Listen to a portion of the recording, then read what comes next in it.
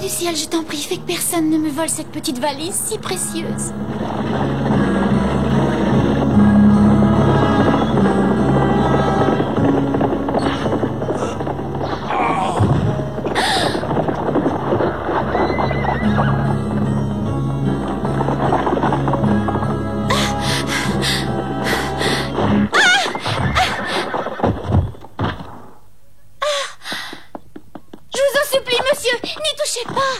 Et toi? Arrêtez!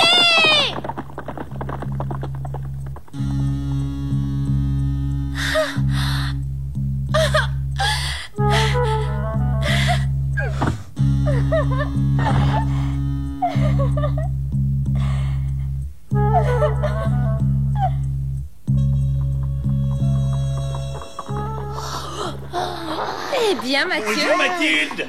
Bonjour Mathieu. Bonjour Charles. Où allez-vous de si bon matin tous les deux? Nous allons faire une livraison à un nouveau client. Oui, c'est un gentilhomme très important à la cour, le comte de Trévoux. C'est un nom qui me dit quelque chose. Voyons voir, il faut que j'y réfléchisse. Trévoux. Ah oui. Voilà, c'est le comte de Trévoux, qui est l'hôte du fameux pianiste Alain Chariel.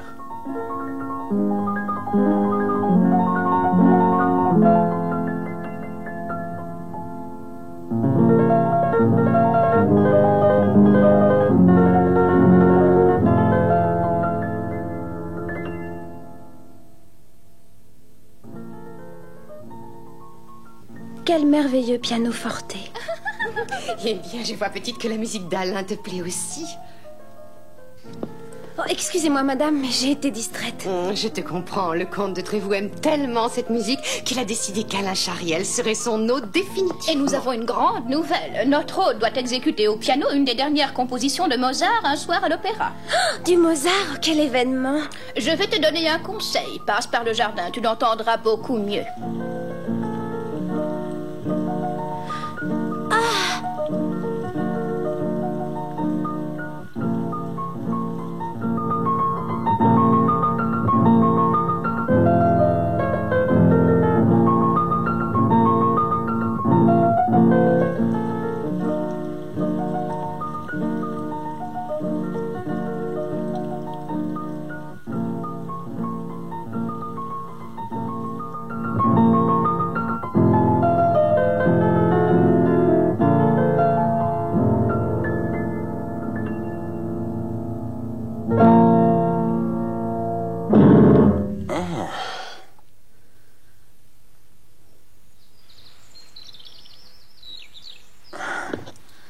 Ça ne va pas, Alain?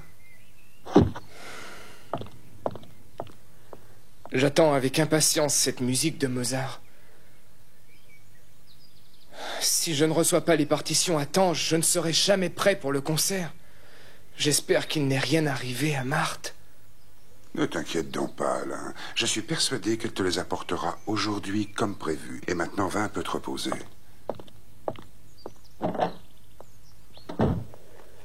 Marthe. Oh! Marthe! Où cours-tu? Oh, je ne suis pas Marthe, je m'appelle Mathilde, fleuriste dans l'île de la Cité. Oh, excuse-moi de t'avoir poursuivi tout à l'heure. Je t'ai prise pour ma sœur Marthe, que j'attends. Oh, et moi, je ne sais pas pourquoi je me suis enfuie à toutes jambes. Que faisais-tu à moitié cachée derrière cet arbre? Moi, eh bien, j'écoutais jouer du pianoforte. Quoi? Tu écoutais? Ah oui, et cette musique m'enchantait. Tu es trop gentille. Écoute, Mathilde, voudrais-tu venir assister au concert que je donne à l'opéra? J'aurais plaisir à ce que tu y sois mon invité personnel. Oh, il m'est impossible d'accepter car je ne fais pas partie de la noblesse. À plus forte raison, Mathilde, car le pianoforte est un instrument qui est mal connu et peu apprécié en France. Beaucoup de gens soi-disant bien nés lui préfèrent encore le clavecin. J'en veux à Voltaire qui a dit « Le pianoforte est un instrument de chaudronnier à côté du clavecin. Je veux que nobles, riches et pauvres apprécient sa sonorité tellement expressive. Et c'est pour cela que j'ai choisi une composition de Mozart. » Mais au fait, j'y pense, pourquoi ma sœur n'est-elle pas là?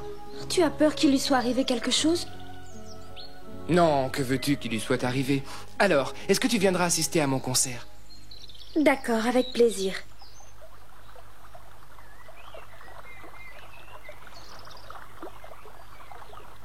Que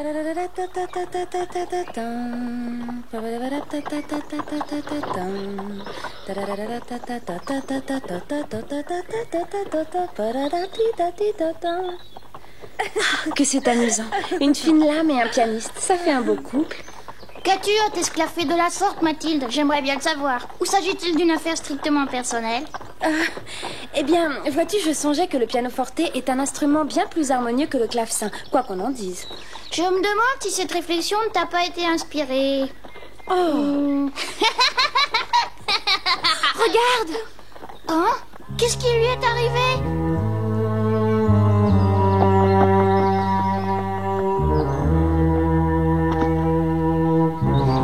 Tout va bien, elle respire encore. Oh, il faudra absolument que nous puissions l'emmener le plus vite possible chez un médecin. Un inconnu m'a dérobé par la force les partitions de Mozart. Je n'ai pas pu me défendre. Pardonne-moi, Alain, mon frère, et vous aussi, comte de Trévoux, Marthe.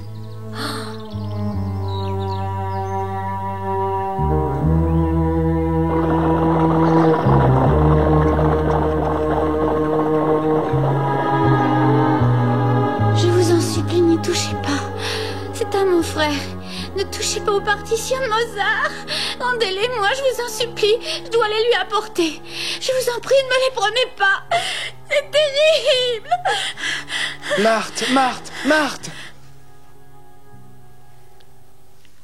Marthe. Ah, c'est toi, Alain? Oh, ils m'ont volé les partitions. C'est épouvantable. Ne t'inquiète pas, Marthe. Je voulais mourir tellement j'avais honte. Voyons, ne dis pas de sottises, Marthe. Tu en es sortie saine et sauve, c'est l'essentiel. Tu as dit que tu t'appelais Mathilde. Je n'oublierai pas ton nom, car je te suis très reconnaissant pour ce que tu as fait. C'est naturel. Ce fut même un plaisir et un honneur de vous rendre service. Malheureusement, il reste le problème de vos partitions. Oui, et je suppose qu'il y a la patte du baron Digoin là-dessous. Mais pourquoi ferait-il une chose semblable? Nous avons un différend très grave en ce qui concerne ce concert. Il voudrait qu'on le donne sur un clavecin car il est contre le pianoforte. Il cherche à nous mettre des bâtons dans les roues de n'importe quelle façon, dans l'espoir de gagner la partie. Mais c'est un imbécile, il faut lui donner une bonne leçon. Je l'aurais fait déjà depuis longtemps si j'avais quelques preuves ou quelques charges contre lui, mais hélas, je n'ai rien. Alain, suis-moi, j'ai besoin de te parler. Oui, tâche de reprendre des forces, petite sœur. Mathilde, est-ce que tu peux lui tenir compagnie un instant? Oh, bien sûr. Marthe, je te présente Mathilde, c'est elle qui t'a porté secours dans la forêt. Bonjour, Marthe.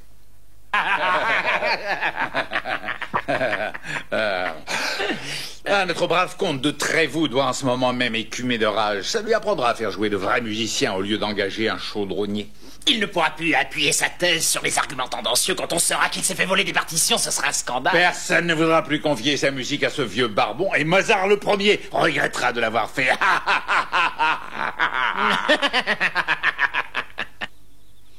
Nos parents sont morts quand nous étions de jeunes enfants. Ils nous laissaient complètement seuls au monde. Alain, mon frère aîné, s'est chargé de m'élever malgré 1000 difficultés. Tout en travaillant, il étudiait pour devenir musicien. Quand le comte l'a invité chez lui et lui a proposé d'organiser ce concert, il n'arrivait pas à y croire. Mon pauvre Alain, mon pauvre grand frère. Ne pleurez pas, Marthe, vous retrouverez ce qui vous appartient. J'en parlerai à l'épée de la liberté. Vous connaissez l'épée de la liberté? Je la connais bien, et elle ne nous refusera pas son aide. Vous en êtes certaine? Certaine, mais pour l'instant, il ne faut en parler à personne. Je serai muette comme une carpe. Voilà qui est très bien. Et maintenant, fini les larmes. Alain a besoin de votre courage. Vous avez raison, je vous remercie. Et maintenant, je pars pour la chasse aux partitions.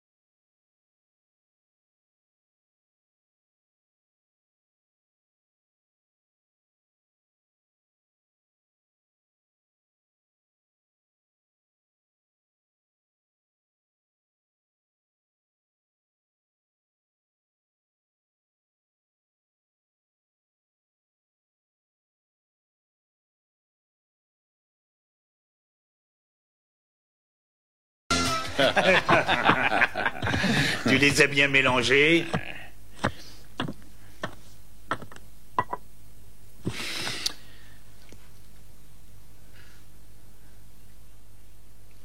Ce soir, j'ai de la chance, désolé pour vous. Que diriez-vous d'une petite pause, monsieur?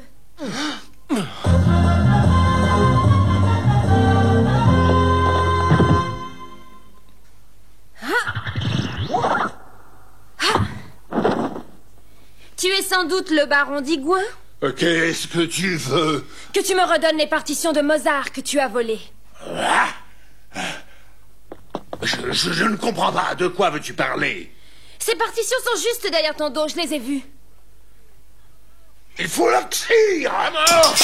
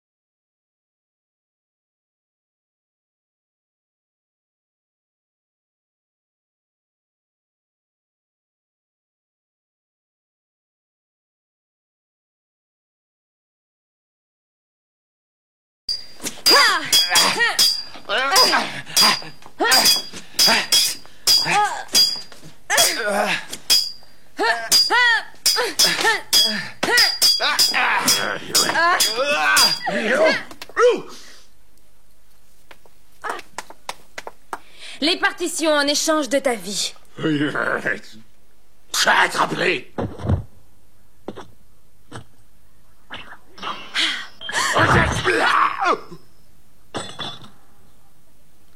La prochaine fois, je t'avertis, tu n'auras pas autant de chance. Je ne t'épargnerai pas.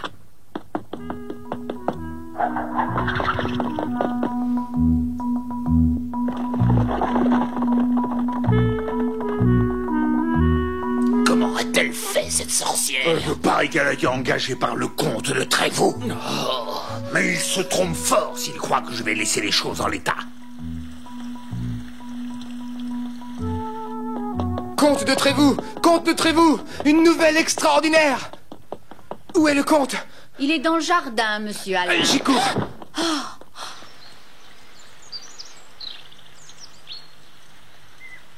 Comte de Trévoux! Comte de Trévoux! Regardez, regardez ce que j'ai trouvé tout à l'heure sur le piano! Un jeune virtuose du piano forte, mais alors... Oui, ce sont les partitions de Mozart! Non, Digon avait raison, c'est lui qui l'a engagé. Non. C'est incroyable, ce n'est pas le baron d'Igouin qui a accepté de les rendre spontanément. À qui devons-nous ce bienfait? Je vais vite me mettre au travail. Que faites-vous tous les deux? Qu'est-il arrivé? Marthe, nous avons retrouvé les partitions! Oui, nous avons la dernière composition de Mozart! Grâce à l'épée de la liberté.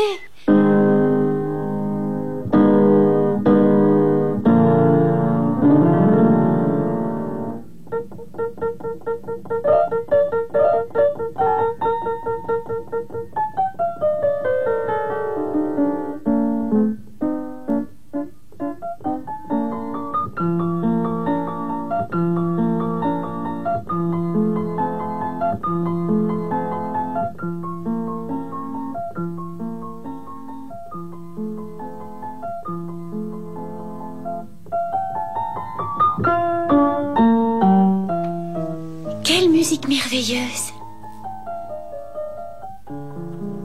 Tiens, voilà Mathilde et Mathieu. Mathilde, je ne sais comment vous remercier. On nous a rendu les partitions de Mozart. C'est l'épée de la liberté qui est intervenue. Vous entendez, Alain s'est mis tout de suite au travail pour préparer le concert.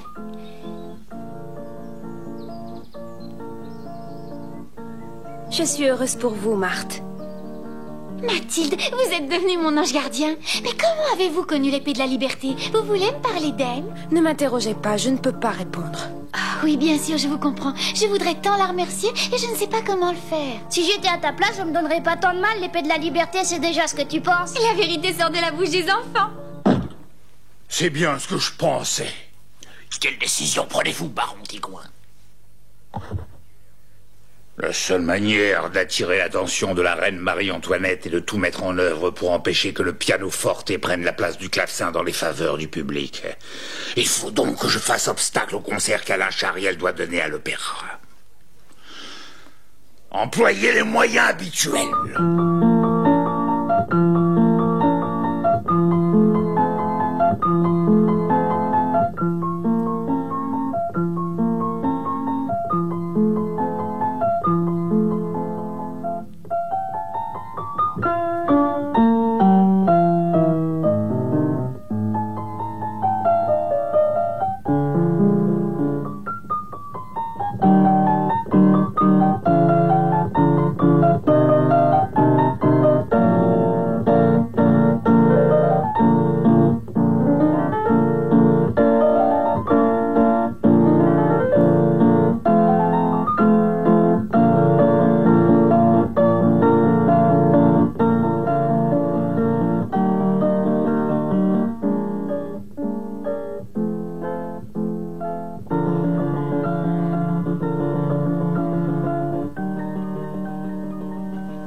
Bonne chance, Alain.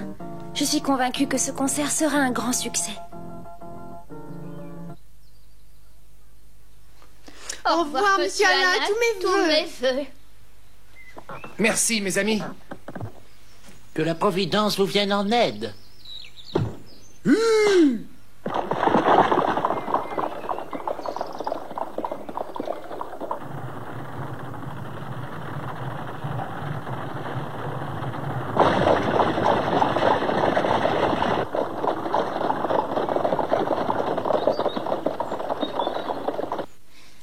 Mathilde, tu es prête? Oui, un instant, j'arrive tout de suite.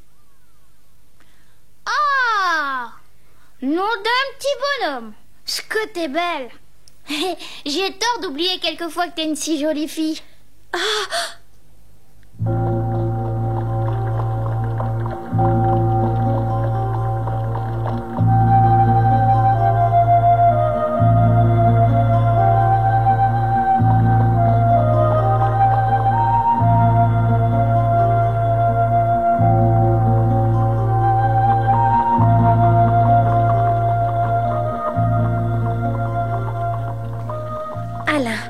Voici le jour que tu attendais avec tant d'impatience, le jour de ton succès. Quelle minute angoissante. Tout à l'heure, le public applaudira enfin aux harmonies du pianoforte. Mon cher baron de Trévoux, les partitions musicales ne servent à rien sans un musicien pour les interpréter.